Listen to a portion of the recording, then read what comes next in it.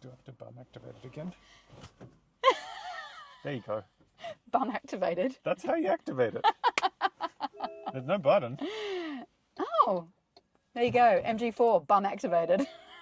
So I'm here with Nirav Bhatt, who's an independent journo and a mate of mine. And we are in your MG4. We are indeed. MG4 77, long range to be precise. So Nirav, how long have you owned this car? 4 months. Do you love it? Yeah, it's great. What car did you own before this car? No car at all. Never? Never. Wow. And okay, well then, in answering a car, 4-month-old car. Matchbox cars, which my parents bought me. You still got them? No, I think my brother liked to hide them, so yeah. Oh. Oh well. Might have to have words with him. And what's the range on this one? 530. Wow. That's WLTP range, which is mixed city and highway. Mm-hmm. When I bought this first in the middle of the year, I was easily getting 600. Wow. So I anticipate in summer I'll get even more. That would be more than the Model 3, right?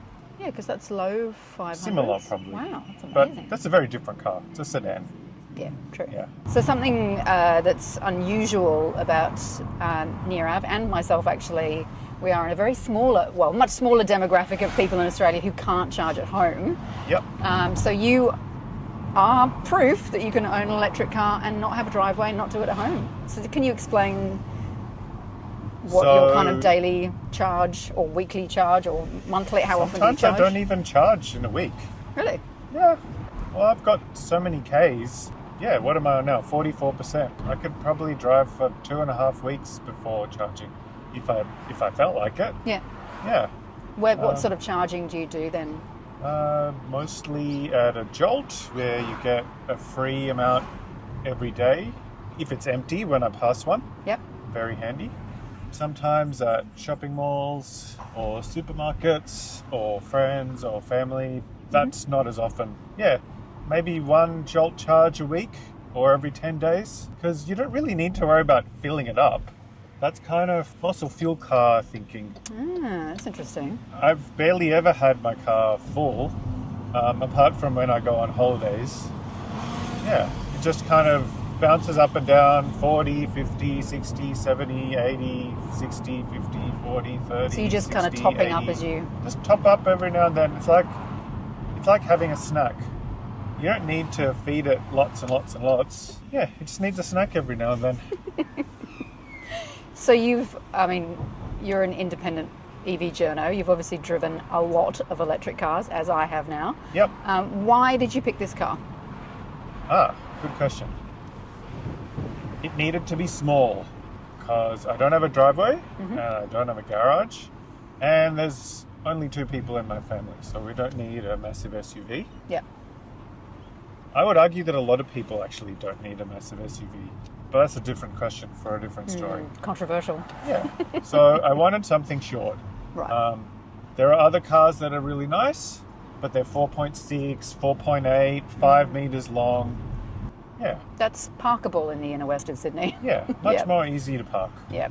And a hatch, so very convenient. And it's a hatchback for easy access to everything that's inside. And there's the long range, not just because I don't want a public charge very often, but also because we like to go on long holidays. Earlier this year at Easter, we did about 4,500 Ks through Victoria and South Australia. Wow. Having a long-range car means you don't need to charge as often. And it doesn't matter if a charge is broken. And also, actually, big difference with the 77 model is you can AC slow charge at 11 kilowatts. Yeah. Whereas all the other MG4s can only charge at 6.6. That doesn't sound like a big difference, but if you're topping up at a supermarket or IKEA or a hotel you've got booked that has a EV charger, that makes a big difference. It's a difference between having to wait a few more hours for the battery to be full. So on a 7 kilowatt charger, you're probably adding about 40 kilometers an hour, is that right? And about 60 with 11? He's not sure. It's not That's sure. really kind of I don't look at the kilometers, I look at the battery percentage. Right. I think it helps people kind of get a sense, just an idea about how many kilometers they're like. 10% of my battery can go about 60 Ks in the city, 50 to 60 Ks. Yeah, interesting. A jolt charge would add about 40 Ks. Yeah, depends on the car, depends on the battery, depends how much you accelerate. How much of a lead foot you are. Not very. So tell me about what accessories you bought for this car. Yeah, so I negotiated getting a dash mat from the dealer thrown in. I didn't get their carpets because I really don't want to clean them, and because I'm parking outside all the time and it's going to rain, then it'll get wet and dirty and it'll be a mess, whereas I have these nice rubber mats instead. All I need to do is give them a shake every now and then, or a vacuum. Yeah, they're great. They're really robust. Happy days. What else? Yeah. I've got a OBD reader, which most people don't need, but I like getting statistics from the car. And you can see things like battery state of health. Not that that's going to drop below 100% for a long time anyway, but you can see other stuff like more detailed charging rates, battery temperature, and things like that. Yeah, I've got my 4K dash cam, which I forgot to start because I was talking with Sarah when I started the car. Right. I really recommend getting a dash cam. Almost every day I see people doing really crazy things on the roads, and if you're in a crash and it's your word against theirs, you want a decent dash cam, at least at the front, at the back if it's possible, to have proof on your side. And I also got the side windows and the rear tinted to the maximum legal level. And that's made a difference? Oh, has it made a difference? Oh my God. This week I have another electric car for review, and it's been sitting out in the same street and it's got a sunroof, unlike my car as well. Wow, it is so much hotter in there. Yeah, it's several degrees difference. Wow. And it's not even summer. And it's not even summer. Wow. And Really actually, yeah, worth getting ceramic tinting, I think. And a sunshade. Don't cheap out and get a $5 one from AliExpress. Get a custom fitted one that actually is made for your car.